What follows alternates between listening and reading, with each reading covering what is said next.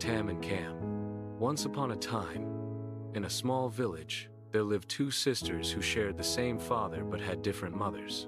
The elder was named Tam, and the younger was Cam. After Tam's mother passed away, her father remarried, but soon, her father too died, leaving Tam to live under the harsh rule of her stepmother, who loved Cam dearly and treated Tam cruelly. Every day, Tam had to sweep the yard, cook the meals, fetch water, and work in the fields from dawn till dusk. Yet, she remained gentle, hardworking, and kind. The little fish. One day, the stepmother called both girls and said, "Go to the field and catch shrimp and fish. Whoever catches more will get a reward." Tam worked hard and caught a beautiful golden fish, while Cam spent the day playing instead. Seeing her sisters catch, Cam said sweetly, "Sister Tam, your hair is so dirty. Bend down to the pond and wash it." As soon as Tam leaned down, Cam poured all of Tam's fish into her own basket and ran home. Tam came home crying, her basket empty. Suddenly, the kind Buddha appeared and asked softly, "My child, why are you crying?" Tam told him everything. The Buddha smiled and said, "Don't be sad. There is still one little fish left in your basket.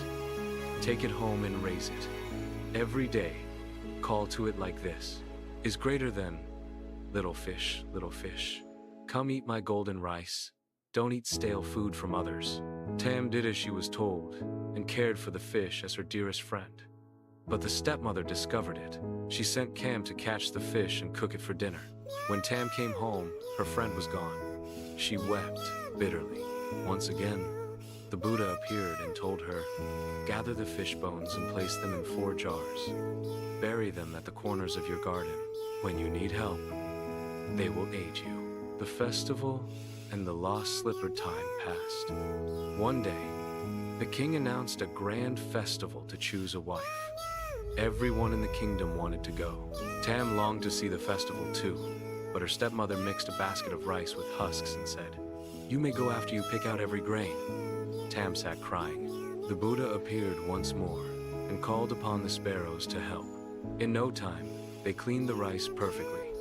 Then the Buddha said, "Now, dig up the 4 jars in your garden." Tam did so and found a shimmering gown, a pair of golden slippers, and a pure white horse. She dressed up and went to the festival. Among the crowd, her beauty shone like sunlight. The king, seeing her, was instantly captivated. But when the festival ended, Tam hurried home and lost one of her slippers along the way. The king searched everywhere for the girl who had worn it. He declared, "Whoever fits this slipper shall be my queen."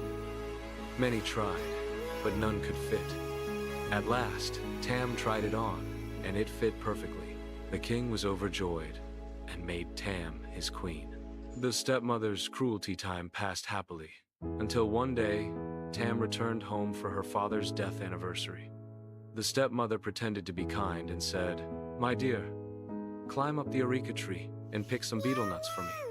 As Tam climbed, the stepmother whispered to Cam, "Cut down the tree." The tree fell, and Tam fell into the pond and drowned. The spirit of Tam, the king, mourned deeply, while Cam was brought to the palace to take Tam's place. But Tam's spirit did not rest. She turned into a golden bird, flying to the palace, always singing beside the king.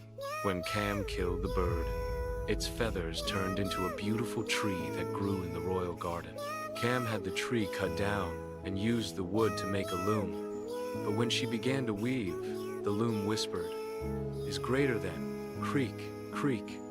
You stole my husband, you shall pay the price." Terrified, Cam burned the loom, and the ashes blew into a nearby field.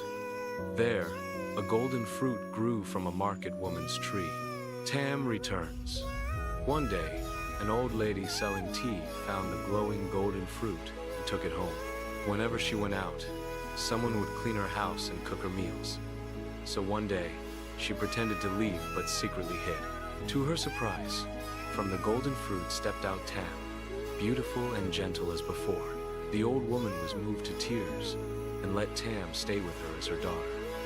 One day, the king passed by and stopped for a cup of tea.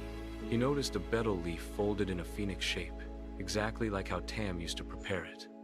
"Who made this betel leaf?" he asked. The old woman replied, "My daughter did." When Tam appeared, the king recognized her at once and embraced her with joy. He brought her back to the palace, and they lived together happily ever after.